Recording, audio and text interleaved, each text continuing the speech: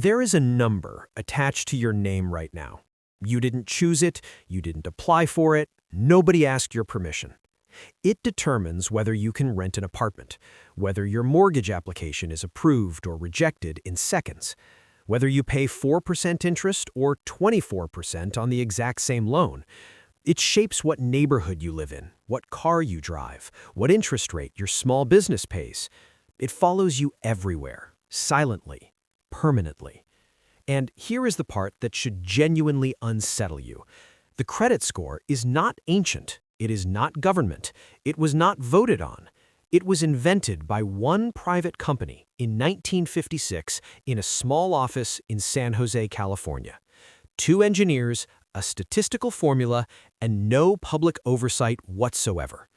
Let's be specific about what the credit score actually controls. 2 people apply for the same apartment, same income, same job stability. One has a score of 720, one has a score of 619.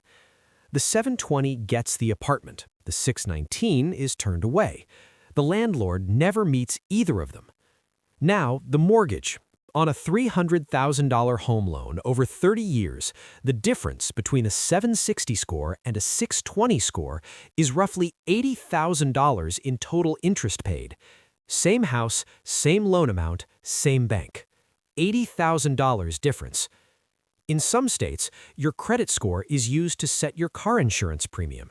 In some industries, employers run credit checks before hiring you. A bad score can cost you the job you needed to improve the score. Roughly 45 million Americans have no credit score at all. Not a bad score, no score. Which means no mortgage, no apartment lease in many cities, no car loan, no credit card.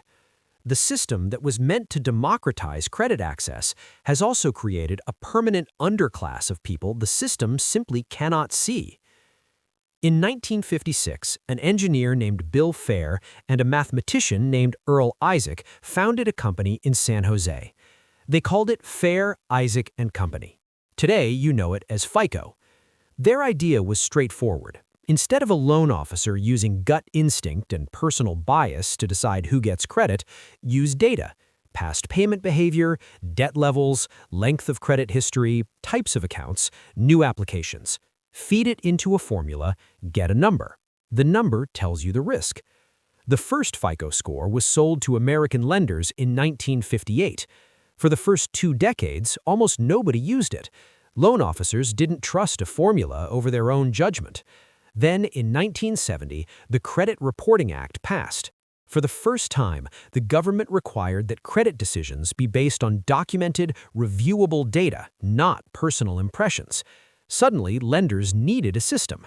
FICO had one. Adoption grew through the 1970s and 1980s. Then, in 1989, FICO released a standardized score ranging from 300 to 850, the same scale still used today. The real explosion came in 1995. Fannie Mae and Freddie Mac, the 2 government-backed mortgage giants, began requiring FICO scores on all mortgage applications they would purchase. When the mortgage market adopted FICO, every bank in America followed overnight. By 2000, your FICO score determined more about your financial life than any other single document, more than your tax returns, more than your employment history, more than your savings. Here is what most people don't know about how your credit score actually works. 35% of your score is payment history. Have you ever paid late? 30% is amounts owed. How much of your available credit are you using? 15% is length of credit history. How old are your oldest accounts? That last one matters more than people realize. The twist goes deeper. To build a credit score, you need credit history. To get credit, you need a credit score. Immigrants arrive in America with decades of financial responsibility in another country. Their score here? 0, or rather, no score at all. And the data itself, is it accurate?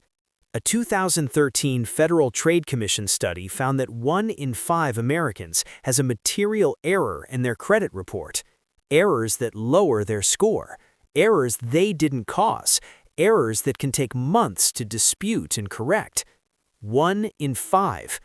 And the only entity that can correct your score is the same private company that calculated it. There is no judge, no public office, no independent appeal. You dispute to the bureau. The bureau checks with the creditor who reported the error. The creditor almost always says the data is correct. Case closed. Here is what the credit score story is really about. It is not about credit. It is about the moment we decided to let a private mathematical formula stand in for human judgment in the most important financial decisions of people's lives. The original argument for the formula was a good one. Human loan officers were biased. They discriminated against women, against black applicants, against immigrants, against anyone who didn't look like them. A formula doesn't see your face, it just sees the numbers. And for certain kinds of bias, it worked. The formula did reduce explicit discrimination in lending, but it encoded a different kind of problem. The formula rewards people who already have credit, who already have old accounts, who already have a mix of debt types, which means it rewards people who already had access to the system and penalizes those who didn't, often for reasons completely outside their control. The credit score is 68 years old. In the last decade, alternatives have emerged, systems that look at rent payment history, utility bills, bank account cash flow. FICO itself released a new model that incorporates more data.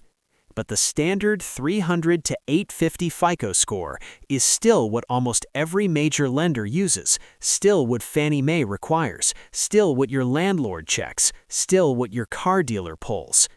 2 engineers, a formula, no public vote, no government mandate, no democratic process, just a product, sold to banks, that quietly became the infrastructure of American financial life.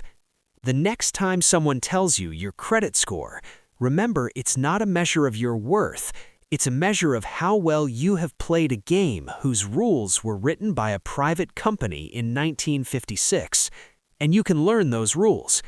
Next video, the history of the stock market. It started under a tree in Lower Manhattan with 24 men in a bottle of wine. That meeting in 1792 created the most powerful financial machine in human history. Subscribe.